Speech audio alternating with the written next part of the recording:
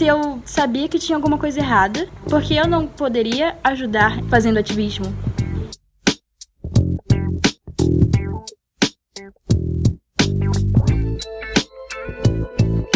A humanidade já não está dependente de recursos fósseis. Quando nós atingirmos esse patamar, esse nível de notícia, aí sim nós poderíamos dizer que nós salvamos não só o nosso próprio futuro, mas o futuro dos nossos filhos e o futuro dos nossos netos.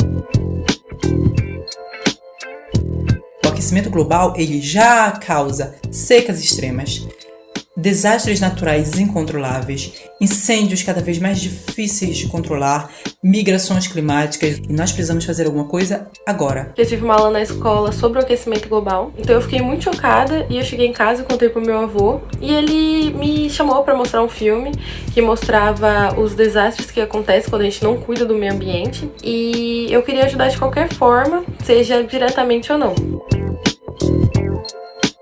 Toda criança tem que ter o direito de poder ir na rua brincar, né? Sem medo do aquecimento global, sem medo do sol estar muito forte. Todo indígena tem o direito à sua demarcação territorial. Todo indígena tem direito a direitos humanos. Todo indígena tem direito da sua existência. Comecei a ter um pensamento crítico em relação aos animais de abate, já que eu cresci nesse meio rural. Então eu fui vendo o sofrimento desses animais para nossa alimentação e para nossa diversão, como a questão das passeatas e dos rodeios. Durante muito tempo eu tive muita vergonha de falar que eu morava em uma casa que enchia, mas foi dentro dos movimentos sociais que eu passei a entender que isso era uma negligência do Estado, comigo, com minha comunidade. E também eu comecei a entender a relação disso com as mudanças climáticas. A floresta ela é essencial para a sobrevivência humana e dos animais, que infelizmente estão cada vez mais entrando em extinção. A virada de chave no ativismo para mim foi quando no ensino médio, numa aula de sociologia, o professor falou que cerca de 99% das riquezas do mundo estava na mão de cerca de 1% das pessoas. Isso me fez questionar muito sobre a questão da fome, sobre a questão das pessoas que realmente não têm o básico para conseguir sobreviver. Muitas vezes os países que menos contribuíram para a poluição ou para as mudanças climáticas são os que mais sofrem com isso tudo. Então eu gostaria que esses países que mais contribuem para as mudanças climáticas se responsabilizassem pela sua poluição e também propusessem soluções efetivas para que isso não aconteça mais. Eu gostaria também que o orçamento público fosse melhor distribuído e que as pautas de clima tão importantes para as futuras gerações sejam priorizadas e votadas com urgência. Meu sonho é que as próximas gerações tenham pelo menos os mesmos acessos a oportunidades e recursos que nós tivemos. Que o futuro seja mais verde, mais limpo e mais justo. E uma coisa que eu gostaria muito de ver seria o governo e as grandes empresas investirem em energias renováveis como a eólica e a solar, porque aqui no Brasil a gente depende muito da energia hidrelétrica e termoelétrica, que são extremamente poluentes. Eu gostaria que os formuladores de políticas públicas co-desenhassem soluções para a população, principalmente para a população periférica, pois se tentarmos resolver um problema que não temos a real dimensão e entregarmos simplesmente para o público-alvo, na maioria das vezes não vamos resolver de fato o problema. A destruição do meio ambiente, principalmente da Amazônia, afeta diretamente a nossa conta de luz e a nossa situação econômica.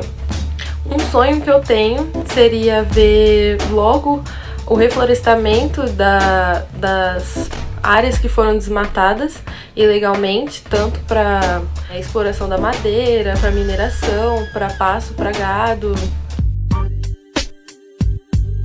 Na minha cidade, que foi a maior siderúrgica do Brasil, a partir do momento que eu vivia e que eu experienciava aquela poluição e aqueles desastres ambientais na pele, eu percebi que as coisas que eu estudava nos livros, que gases de efeito estufa e poluição das águas, dos solos, não ficavam só nos livros, eu conseguia ver na realidade.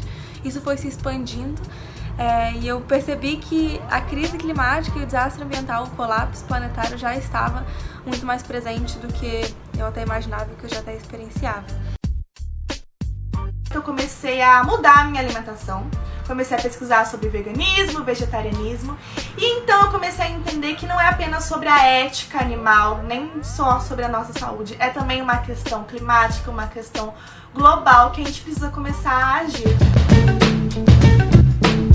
Sou de Salvador, na Bahia. Gosto muito de falar que sou filha de mainha e neta de voinhas e carrego a história delas comigo aonde vou. Nós sabemos que os povos indígenas somos os principais defensores do meio ambiente.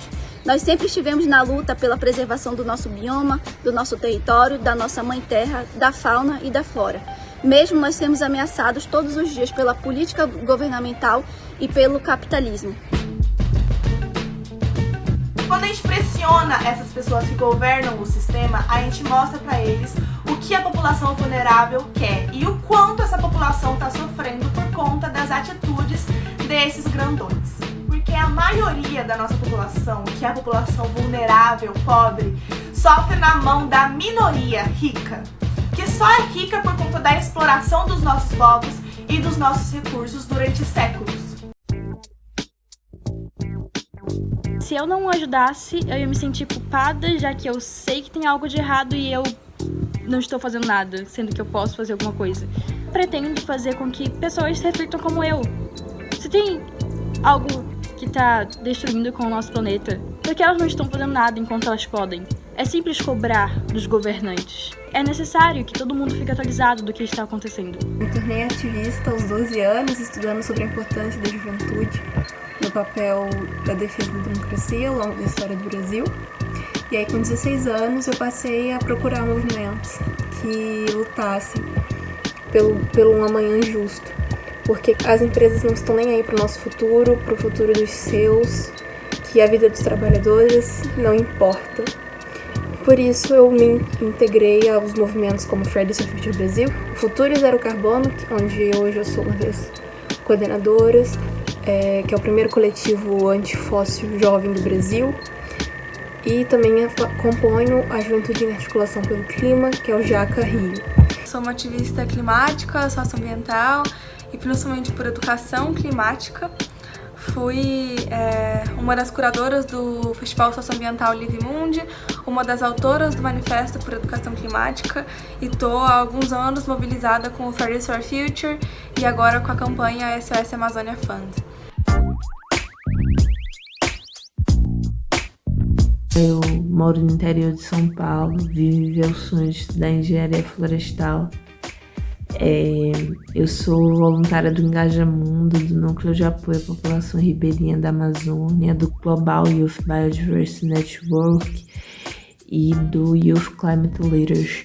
Foi dentro dos movimentos sociais que eu passei a entender, especialmente a representatividade que eu trago, né? Com os grupos com os quais me identifico, enquanto mulher, enquanto negra, enquanto nordestina, enquanto uma pessoa de baixa renda. Sou lá de Belém do Pará, coração da floresta amazônica no Brasil. Eu sou uma ativista climática e social, faço parte do Fridays for Future Brasil, que é o maior movimento jovem engajado na questão climática. Esse conhecimento, né, que eu passei a ter me motivou para começar a atuar em projetos e organizações, sempre pautando a conscientização de outros jovens para que eles também possam entender como é que isso afeta eles e pensando em mitigação, como é que a gente pode fazer dentro das nossas possibilidades para mitigar essas ações, né? Especialmente dos grupos que são mais afetados. Eu conheci muita gente, não só de São Paulo, mas do Brasil inteiro, como outras instituições, como o Fridays for Future, Projeto Quantos, Engajamundo. A gente precisa de muita força, né? Muita articulação com os outros movimentos para a gente conseguir caminhar, assim. Fui criando um pensamento crítico em relação ao sistema do nosso planeta. Fui entendendo o dever dos poderosos, os que controlam esse sistema, o dever que eles deveriam ter em relação às questões socioambientais. A nossa geração é a última geração que pode fazer alguma coisa efetiva contra as consequências nefastas das alterações climáticas, do aquecimento global. Eu espero que o nosso futuro seja um futuro com justiça climática, com justiça social, mas principalmente com uma transição ecológica e sustentável. Eu gostaria de ver nos jornais de amanhã que os políticos estão escutando a ciência, eles estão escutando quem está preocupado com as mudanças climáticas, quem está sentindo ela diretamente e estão tomando medidas efetivas para combater isso. Eu acredito que a gente precisa desenvolver a educação da nossa população e também pressionar as pessoas, as instituições, os governadores que governam esse sistema capitalista. Porque quando a gente desenvolve a educação ambiental, a educação crítica, a educação emocional, a gente desenvolve pessoas que são capazes de se entender enquanto natureza, pessoas que têm a consciência do seu poder de mudança no mundo. So in the next few years, we have our last chance at stopping glacier melt. This is why we need climate action right now. Que a gente consiga vencer esse colapso ambiental de uma maneira igual para todos, que não só se libertem os países do norte global, mas que a gente de fato consiga virar essa chave de mentalidade, que a gente consiga virar essa chave das cadeias de produção do mundo todo, pra gente de fato vencer o maior desafio da humanidade. Atualmente eu trabalho como coordenadora também do projeto SOS Amazônia Fund e nós estamos juntamente com a Time to Act trabalhando para ampliar tudo o que está acontecendo na região da floresta amazônica e também para pautar sobre todas as questões sociais. Eu pretendo alcançar uma sociedade climaticamente justa, onde, por meio de políticas interseccionais, nós travaremos o colapso ambiental e injustiças sistêmicas. E uma notícia que eu gostaria de ver amanhã no jornal é que o Norte Global reconhece sua dívida histórica com o Sul Global por ter oprimido sistematicamente essa região de várias formas e por isso ter feito ela ser a mais vulnerável à crise climática e outros problemas sociais. E tendo isso em mente, eles vão trabalhar juntos para nos manter abaixo de 1,5 graus de aquecimento global. Eu gostaria de ver também que o mundo entendeu que a gente consegue se desenvolver humanamente e economicamente de uma forma sustentável, sem a exploração animal não humana e humana, sem a exploração dos nossos recursos naturais e com o desenvolvimento da ciência e da educação. Eu quero um amanhã que seja justo, um amanhã em que eu possa ter a certeza de que eu vou ter o direito de viver a minha vida plenamente, sem me preocupar com a data limite. Que as escolhas que os políticos e que as pessoas mais velhas fizeram não vão me impedir de viver. Algo que eu queria muito que acontecesse no futuro, não sei se estou sonhando demais, mas é uma transição de sistema, né? Sistema social, econômico, produtivo. A gente repensar mesmo nosso modelo de sociedade, né?